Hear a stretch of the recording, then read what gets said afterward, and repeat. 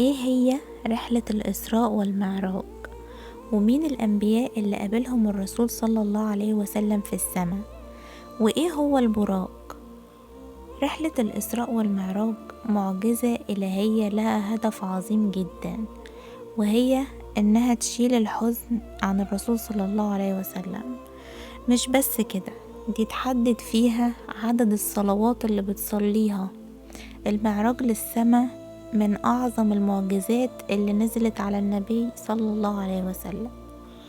الرسول صلى الله عليه وسلم لما وصل لسن 50 حصل له كرب شديد جدا من فظائع كتير، أولهم إن دعوته اللي بقالها 10 سنين ومحاولاته المستمرة في الهداية لقومه ونقلهم من الشرك للإسلام كان مقابلها الإساءة والاستهزاء والتعذيب. وتاني حاجة وفاة عمه أبي طالب اللي كان بيحميه وبيبعد عنه الأذية، وده زود صعوبة أيامه وشدة الكرب. إضافة على كل ده بقى وفاة زوجته السيدة خديجة رضي الله عنها، واللي طبعا كانت ونس ليه وكانت بتدعمه، وتوفيت وهي عندها 65 سنة. ومع كل الصعوبات دي وتراكمها الرسول صلى الله عليه وسلم كان بيجاهد علشان يفضل متماسك، وكانت الأيام دي من أشد الأيام صعوبة عليه.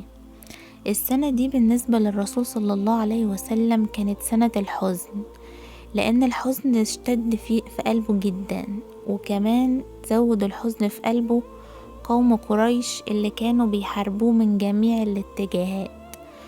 فحس انه حزين ومهموم، فقرر يبعد عن قوم قريش ويروح لقوم الطائف يدعوهم. فكان استقبالهم ليه أسوأ استقبال مر على النبي صلى الله عليه وسلم. استهزأوا بيه وأذوه وهجموه حتى ان قدمه سالت منها الدماء. فزاد حزن النبي صلى الله عليه وسلم واشتد كربه أكتر. وفي الوقت الصعب ده والأيام المرة اللي بتمر على الرسول صلى الله عليه وسلم عوضوا ربنا برحلة الإسراء والمعراج بسبب اللي لقاه من أهل الأرض.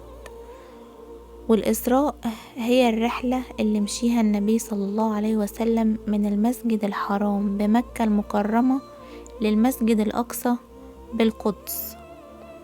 والمعراج هي رحلته للسماء بعد رحلة الإسراء.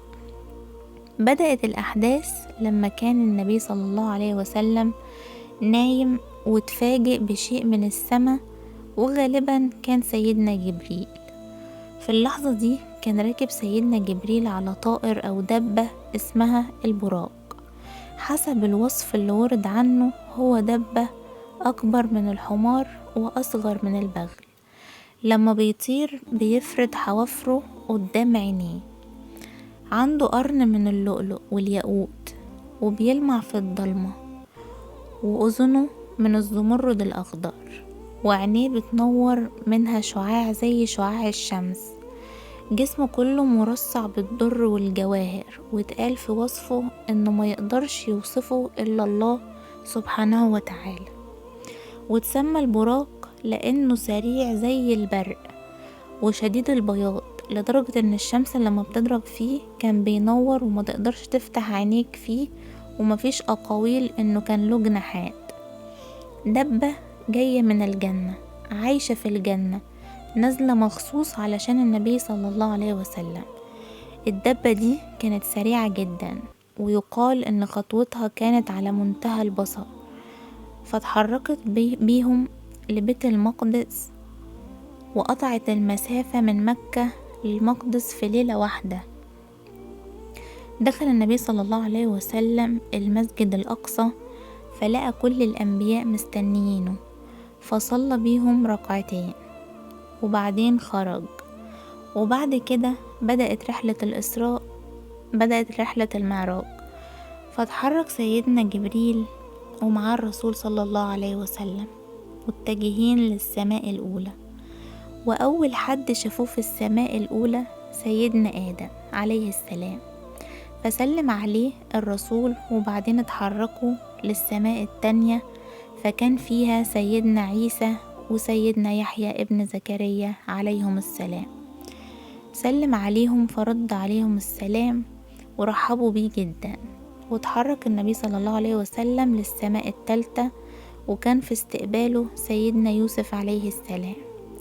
وفي السماء الرابعة كان سيدنا إدريس عليه السلام، وده طبعا بيؤكد قصة قبض روح سيدنا إدريس في السماء الرابعة زي ما موجود في حكايته. وبعدين اتحرك على السماء الخامسة، فكان فيها سيدنا هارون عليه السلام. وتحرك للسماء السادسة، فلقى فيها سيدنا موسى عليه السلام، سلم عليه فرد السلام.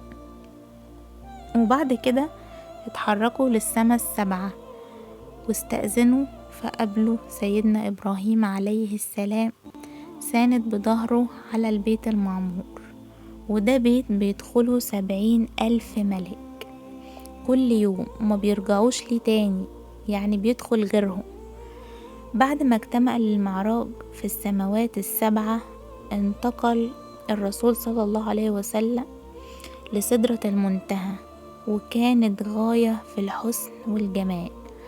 وسدرة المنتهى هي شجرة موجودة في نهاية السماء السبعة، وما وصلش لها غير الرسول صلى الله عليه وسلم.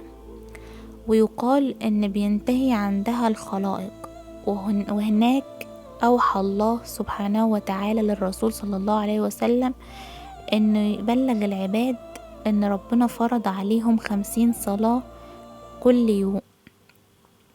فنزل النبي صلى الله عليه وسلم لسيدنا موسى.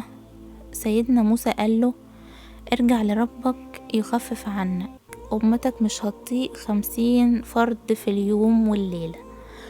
فرجع الرسول صلى الله عليه وسلم يسأل ربنا انه يخفف عنه، فنقص ربنا منها 10.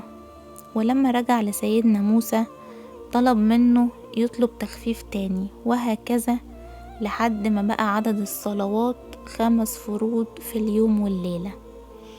الرسول صلى الله عليه وسلم كان هيطلب من ربنا التخفيف تاني لولا انه حس بالإحراج والخجل. تخيل الرحمة من ربنا ورسولنا الكريم. تخيل لو كانت طبق 50 فرض واحنا اصلا مش قادرين على 5 فروض، كان ممكن يحصل ايه؟ فلو حد قالك هي حصلت للنبي لوحده ومحدش شهد عليها، هصدقها ازاي؟ رد عليه وقوله زي ما مصدق ان سيدنا يونس عليه السلام عاش 3 أيام في بطن الحوت، وان سيدنا آدم عليه السلام اتخلق في الجنة، وان سيدنا موسى عليه السلام كلم ربنا.